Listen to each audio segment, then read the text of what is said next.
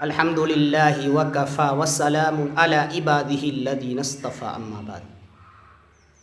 السلام علیکم ورحمۃ اللہ وبرکاتہ۔ ناظرین اعظام، ایک نماز چھوٹنے کا کتنا نقصان ہوتا ہے، ایک نماز فوت ہونے کا کتنا خسارہ ہوتا ہے۔ نماز ارکان اسلام میں سے ایمان کے بعد اہم رکن ہے۔ نماز بنیاد اسلام میں سے ایمان کے بعد سب سے اہم بنیاد ہے۔ نماز کو کسی بھی حالت میں نہیں چھوڑنی چاہیے۔ پانچوں وقت کی نماز کو اہتمام سے ادا کرنی چاہیے۔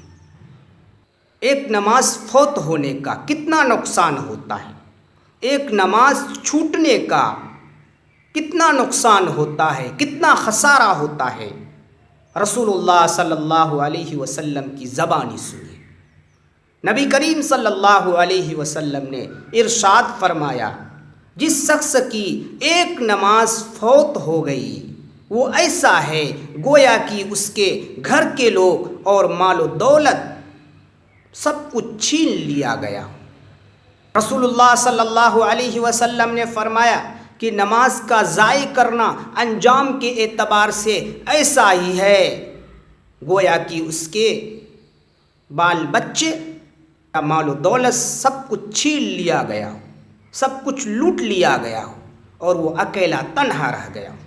یعنی جس قدر خسارہ و نقصان اس حالت میں ہے، بیوی بال بچے کے لٹنے، مال و دولت کے لٹنے میں ہے، اتنا ہی نقصان، اتنا ہی خسارہ نماز کے چھوڑنے میں بھی ہے۔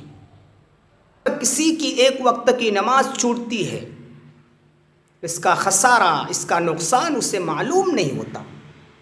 ایمان کی کمزوری ہے۔ آپ نے فرمایا کہ ایک وقت کی نماز کسی کی چھوٹ گئی، فوت ہو گئی، انجام کے اعتبار سے ایسا ہی ہے گویا کہ اس کے گھر کے لوگ، بیوی بال بچے اور مال و دولت سب کچھ چھین لیا گیا ہو، لوٹ لیا گیا ہو اور وہ تنہا کھڑا رہ گیا ہو۔ نیز اگر کسی نے ایک وقت کی نماز کو وقت کے اندر نہیں پڑھا، وقت گزرنے کے بعد پڑھا، وقت گزر گیا مگر اس نے پڑھا، اس قضا کرنے کی وجہ سے، وقت کے اندر نہ پڑھنے کی وجہ سے اسے ایک حقب جہنم میں جلنا پڑے گا اور حقب 80 سال کا ہوتا ہے۔ آخرت کے اعتبار سے 2,88,00,000 برس اسے جہنم میں جلنا پڑے گا۔ آج ہم نے نماز کو رسمی نماز بنا لیا، رسم کے طور پر ادا کر رہے ہیں۔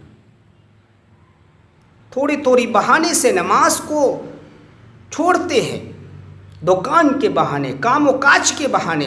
یاد رکھیے نماز کسی بھی حالت میں نہیں چھوٹنی چاہیے۔ اللہ تعالی ہم آپ کو پانچوں وقت کی نماز اہتمام سے پڑھنے کی توفیق مرحمت فرمائے اور نماز چھوڑنے سے اللہ ہماری حفاظت فرمائے۔